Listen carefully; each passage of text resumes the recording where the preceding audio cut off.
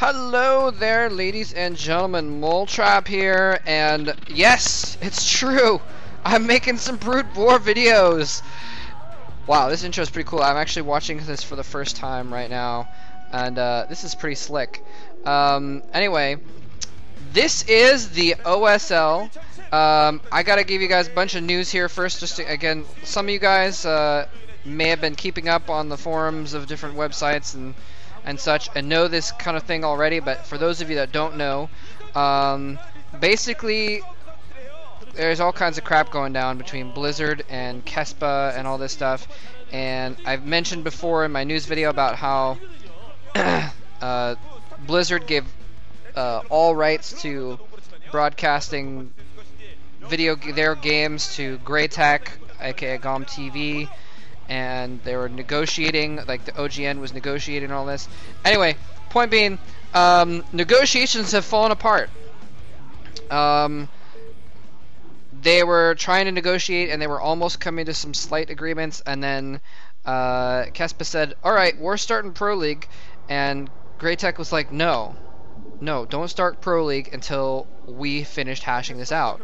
And Kespa said, Pro League starts on the 18th, or whenever it was, and they said, alright, screw you, F it, and they just dropped negotiations, and so now they're suing. So there's all kinds of legal crap going down, but in the meantime, before the crap gets settled, all the three Star Leagues are just going forward. Pro League, OSL, and MSL are all going forward. This is the OSL, by the way, round of 36, and this is going to be Killer versus Violet. Violet is the white Protoss player in the bottom right here, and oh my gosh, I don't know, I always forget, I'm watching this right now, I don't think I'm going to go back right now, but I always forget to check out the new maps. I apologize for that. But it looks like this is an interesting, we can kind of tell a little bit about the map already, that there's some neutral eggs, and next to your expansion. That's kind of cool, actually, because that'll make it really good, actually, especially for for Forged Fast expands by Protoss, like you were seeing here, because then Protoss will be able to completely wall off their choke without leaving a gap for a zealot, and then they'll be able to kill that egg to get out. To get out to attack later on, so that would make it really easy for them to wall off. With it looks like just a forge and a gateway if they wanted to. Anyway, so yeah, so the Pro League and the Star Leagues are going forward. This is the round of 36. I gotta say, I don't know how. Well, this Star League's probably gonna be pretty good, but I was looking at the OSL offline prelims, and the last few seasons there have been like 9 players per group in the prelims, because and there's a protected expansion too. This map is crazy. Anyway, I think that's what it looks like. It looks like there's a protected expansion, unless it's just the way the map is set up, actually. So maybe there's not. Maybe that's that choke lower down. That's what it is. I'm sorry, I keep getting distracted back and forth. Oh, but yeah, I got distracted by talking about the game and the map. Yes, so there's usually 8 or 9 players per group, and you know there's like 30. Oh, I guess there's 36 groups actually, or is there? There might be more. I forget how it works.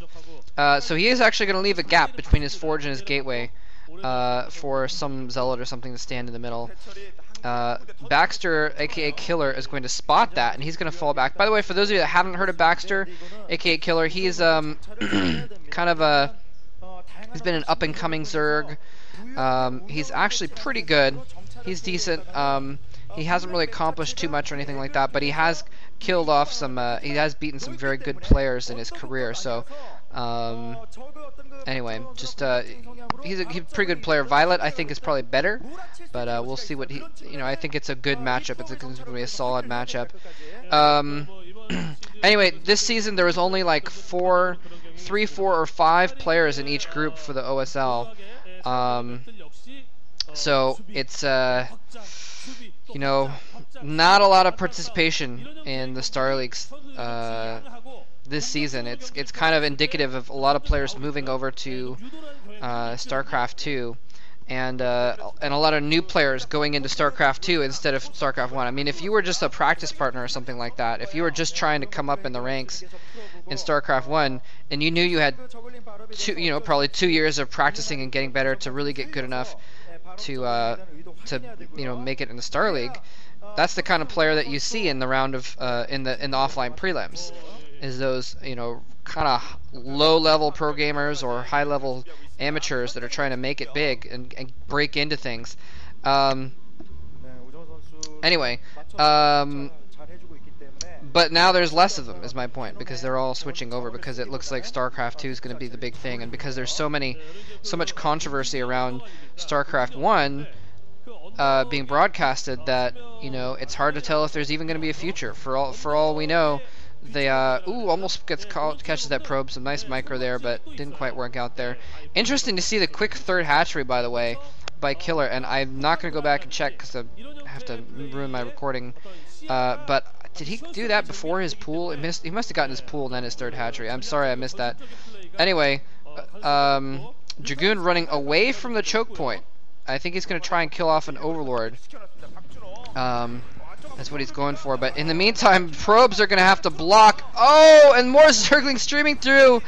If only you had just stuck that Dragoon in the gap. I was wondering what he was doing. I'm like, why is he moving that Dragoon away? There's Zerglings running towards his base, and that Dragoon is the perfect size to block that gap. So now he has Lings in his base. Well done, Violet. He's got that Dragoon is going to be able to take care of him pretty easily, but they're still going to get a scout in and see exactly what's going on.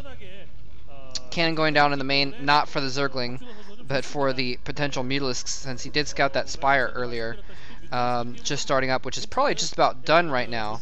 I think. Let's see. Yeah, he's starting to set up. There's the Spire. Almost done. And yeah, it's going to pop in just a moment. I don't know why I say pop. I think that it's kind of like, it seems like what the buildings do is they plop, they pop out when they're done. There's kind of a I don't know what I'm talking about. Anyway, Violet coming in here and harassing this third base with a couple Zealots is going to force them to stop mining a little bit. That's a pretty nice move there. Some Zerglings are going to come in.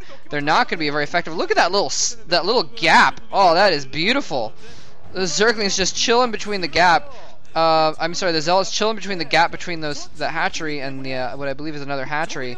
Are really going to be able to hold off, nearly infinite Zerglings until the Hydralisk comes out. Now he needs to run out. Come on, go out and kill some drones or something, or run away. That Zealot's just chilling there. Finally, he notices it. Another Zealot running in the main as well. I think this is just a scouting Zealot, but